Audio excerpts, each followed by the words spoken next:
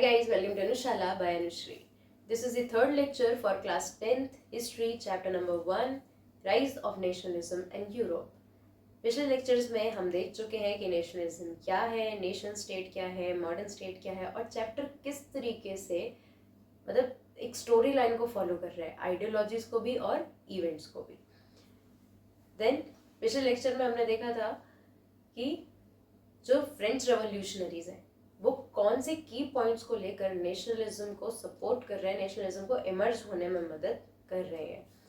In this lecture we are going to study about the civil code या फिर उसको Napoleonic code भी बोला गया है ऑफ 1804. देखते हैं 1804 में ऐसा क्या खास है. सी फ्रांस में सबसे पहले थे आपके लुई 16 है ना, मतलब जहाँ से हमारे फ्रेंच रेवोल्यूशन की कहानी शुरू होती है. उसके बाद वहाँ पर आएंगे आपके जैकोबिन क्लब के लीडर मैक्सिमिलियन रॉबिस्पियर.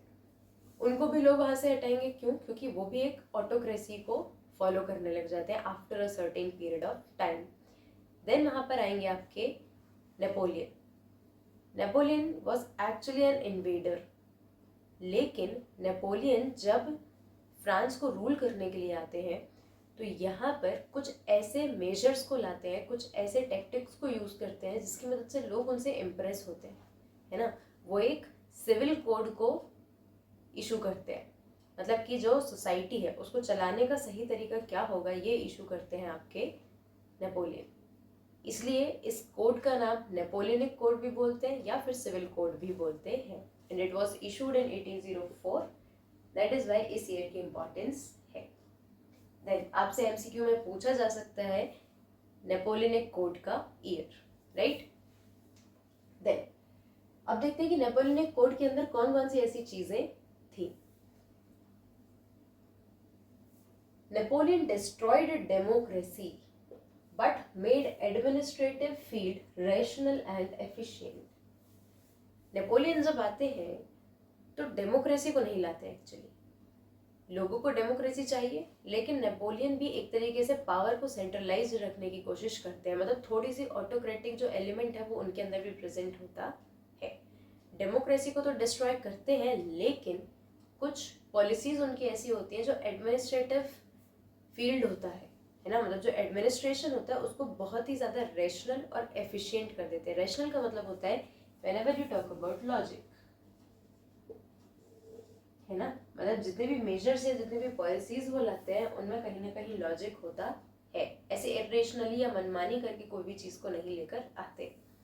ठीक है, डेमोक्रेसी को डिस्ट्रॉय करते हैं, लेकिन क्योंकि एडमिनिस्ट्रेशन को थोड़ा सा रैशनल और एफिशिएंट बनाते हैं तो लोग उनको कुछ समय तक के लिए बेयर करते हैं. देखो देखते हैं इनकी एडमिनिस्ट्रेटिव पॉलिसीज क्या थी. Abolished all privileges based on birth. Napoleon ने सबसे पहले क्या किया, जितने भी प्रिविलेजेस हैं, प्रिविलेजेस का मतलब होता है जितने भी एडवांटेजेस मिलते हैं किसी एक पर्टिकुलर सेक्शन ऑफ सोसाइटी को on the basis of birth, उन सबको अबॉलिश कर देते हैं, है ना. जो नोबेलिटीज होते हैं, जो क्लर्जीज होते हैं, इनको जो बाय बर्थ बहुत सारे राइट्स मिल रहे हैं, बहुत सारे एडवांटेजेस मिल रहे हैं, उनको कम्प्लीटली अबॉलिश कर देते हैं नेपोलियन.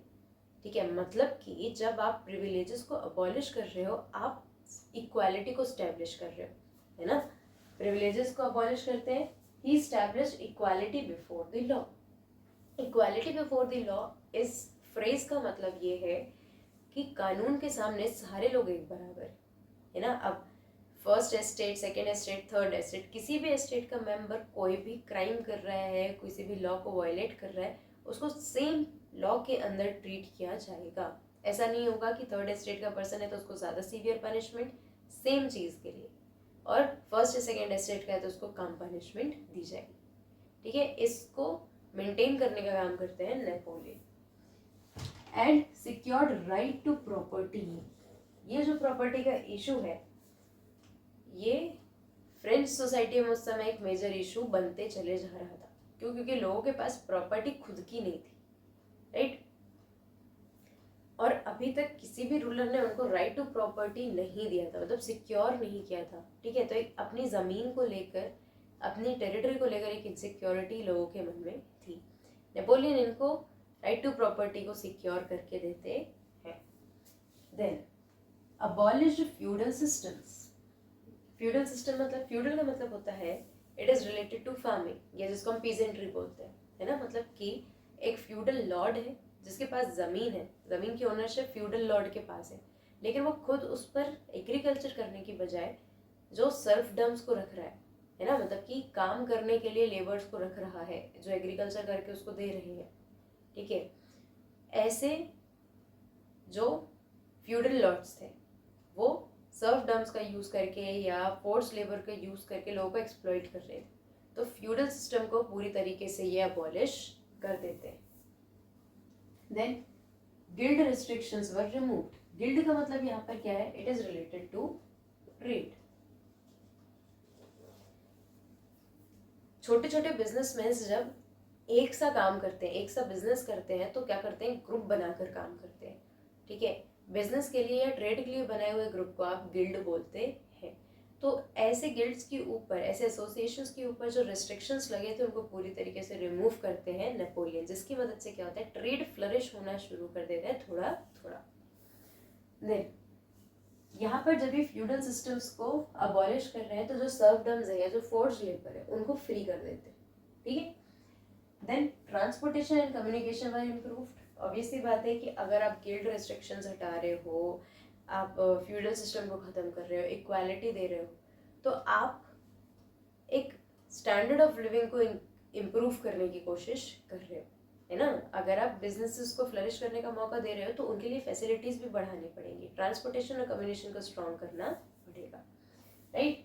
देन यूनिफॉर्म लॉज, सबके लिए एक जैसे laws, standardise weights and measures, ये हमने पिछले लेक्चर में देखा था, ठीक है। एक से मेजर्स लेना, एक यूनिफॉर्म मेजर तय कर देना कि सारे लोग इतनी क्वांटिटी को ही ये वाला यूनिट बोलेंगे, और इसका प्राइस भी इसी क्वांटिटी के अकॉर्डिंग डिसाइड होगा, ताकि कोई भी व्यक्ति अपने अकॉर्डिंग चीज़ों का प्राइस डिसाइड ना करे या उसका वेट डिसाइड ना करे, ठीक है। देन कॉमन नेशनल करेंसी, एक नेशनल करेंसी बना देने से क्या होता है, जो मार्केट है वो रेगुलेटेड रहता है ना।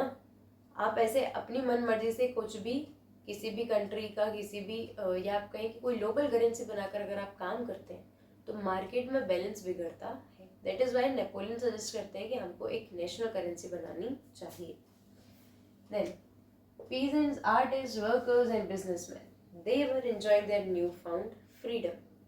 ये जो भी लॉज यहाँ पे, जो भी पॉलिसीज हम कहें नेपोलियन एक कोड लाता है, वो सारी की सारी किसके फेवर में होती है, जो आपके पेजेंट्स हैं, वर्कर्स हैं, फिर फोर्स लेबर है या बिजनेसमैन है, इन सब के फेवर में आता है। तो इनको जो नया नया फ्रीडम मिला है वो इसको एंजॉय कर रहे हैं। लेकिन यहाँ पर हमने देखा सबसे पहला डिसएडवांटेज क्या था, इट डिस्ट्रॉयड डेमोक्रेसी, ठीक है। एक तो सबसे पहली बात, डेमोक्रेसी को खत्म किया जा रहा है। जो मेन एम था जिसकी वजह से लोग रेवोल्यूशन कर रहे हैं, उनको पीपल की गवर्नमेंट चाहिए, उसको आपने सबसे पहले डिस्ट्रॉय किया। लेकिन फिर भी पीपल आपको बेयर कर रहे हैं बिकॉज आपने एडमिनिस्ट्रेटिव फील्ड में कुछ सुधार किया है। But after a certain period of time जितने भी ये एडमिनिस्ट्रेटिव मेजर्स होते हैं ये सारे के सारे कुछ प्रॉब्लम्स के सामने फीके पड़ जाते हैं। कौन सी प्रॉब्लम्स? सबसे पहली प्रॉब्लम है इंक्रीज्ड टैक्सेशन।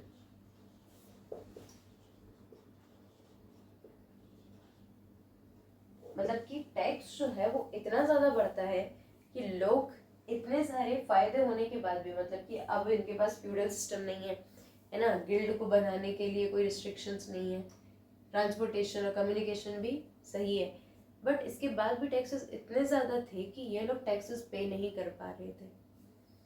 और टैक्सेस पे ना करने का कारण ये है, मतलब टैक्सेस पे ना करने के कारण क्या होता है, लोग नेपोलियन को पसंद करना कम कर देते हैं। Second, censorship.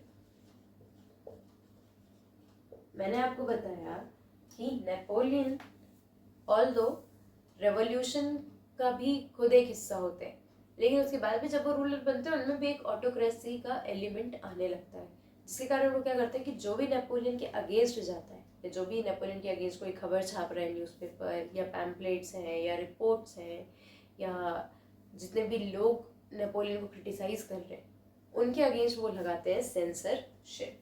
सेंसरशिप का मतलब होता है सेंसर करने का मतलब लोगों के जो ओपिनियंस है या जो भी चीज़ें वो एक्सप्रेस कर रहे हैं उन पर एक चेक रखना, है ना, उन पर एक रोक लगाना, रेस्ट्रिक्शन लगाना कि आप वही चीज़ें छाप सकते हैं, वही चीज़ें आप बोल सकते हैं जो हमारे फेवर में, हमारे अगेंस्ट नहीं बोल सकते, हमें क्रिटिसाइज नहीं कर सकते, राइट। उसको बोलते हैं सेंसरशिप। ठीक है, ये जनरली अथॉरिटी के द्वारा किया जाता है कि लोगों को क्या देखना है, क्या सुनना है, क्या पढ़ना है, वो हम डिसाइड करेंगे। फ्रीली आप कुछ भी नहीं छाप सकते, कुछ भी नहीं बता सकते लोगों को। सेंसरशिप होती है तो ऑब्वियस सी बात है कि इन सब चीज़ों के कारण या इन सब चीज़ों के अलावा भी जो क्रिटिसिज्म होता है नेपोलियन का, वो लोगों तक नहीं पहुंचने देता, सेंसरशिप लगाता है, जिसके कारण लोग उनसे भरने लगते हैं, ठीक है, या लोग उनके अगेंस्ट जाने के बारे में सोचने लगते हैं। देन थर्ड रीजन, ये एक बड़ा कारण था, forced conscription in French army. See, Napoleon ultimately invader थे, ठीक है। इन्वेडर का मतलब है जो क्या कर रहा है, दूसरी टेरिटरीज में जाकर वहां पर वॉर करता है, बैटल लड़ता है और वो टेरिटरी को इन्वेड करता है ना, अपनी टेरिटरी में बढ़ाता है, अपने एम्पायर को एक्सपेंड करता है। Initially Napoleon was a invader, ठीक है, वो तो यहाँ के रूलर बन जाते हैं और साथ में कुछ ऐसी पॉलिसीज लेकर आते हैं तो कुछ समय के लिए यहाँ के रूलर बने रहते हैं। But his policy of forced conscription in French army was one of the main reason for its downfall. कैसे? इन्वेडर है तो ऑब्वियस सी बात है कि आर्मी को स्ट्रॉन्ग करने के बारे में हमेशा सोचेंगे। आर्मी को स्ट्रॉन्ग करने के चक्कर में नेपोलियन ऐसी पॉलिसी लाते हैं कि हर एबल बॉडीड मैन को फ्रेंच आर्मी में भर्ती होना पड़ेगा, उसको फ्रेंच आर्मी में सर्व करना पड़ेगा फोर्सफुली, है ना। कंस्क्रिप्शन का मतलब है कि किसी को आप फोर्सफुली क्या कर रहे हैं, आर्मी का हिस्सा बना रहे हैं, पार्टिसिपेट करने के लिए आप किसी को मजबूर कर रहे हैं आर्मी में।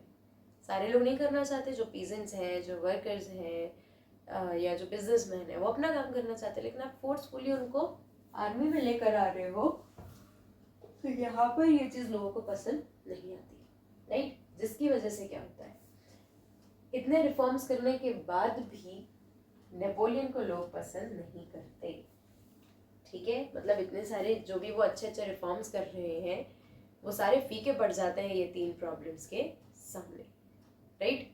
फिर नेपोलियन को फाइनली वहां से हटाया जाता है। कब? 1815 में।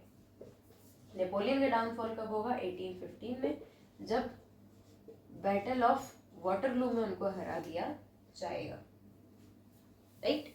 जितने भी रिफॉर्म्स यहाँ पर आते हैं, है ना, और जितने भी ये प्रॉब्लम्स हैं, इन सब का फ्रांस में और आसपास की कंट्रीज में मिक्स्ड रिएक्शन मिलता है नेपोलियन को, है ना। कुछ लोग होते हैं जो फेवर में होते हैं, कुछ लोग होते हैं जो अगेंस्ट में होते हैं, ठीक है। इनिशियली फ्रेंच आर्मी को अंडर नेपोलियंस लीडरशिप देखा जाता है कि ये हार्बिंगर ऑफ लिबर्टी है। हार्बिंगर मतलब कि किसी भी चीज़ को आगे बढ़ाने वाला व्यक्ति, है ना। मतलब पूरे यूरोप में लिबर्टी की क्रांति लेकर कौन आया है? French army. लेकिन धीरे धीरे करके इसकी पॉपुलैरिटी जो है वो कम होती चली जाती है, लोग पसंद करना बंद कर देते हैं because of these problems. And finally in 1815 in the battle of Waterloo Napoleon को हरा दिया जाता है, ठीक है। So this was all about the Napoleonic code और the civil code of 1804। I hope इतना क्लियर होगा, and if you have any doubt ask me in the comment section, and you can also suggest me different ways of teaching, है ना। अगर आपको कुछ दूसरा तरीका अच्छा लगता है टीचिंग का, या अगर इस चीज़ में आपको कोई भी प्रॉब्लम आ रही है, then you can ask me in the comment section, and don't forget to like, comment, share and subscribe. Thank you.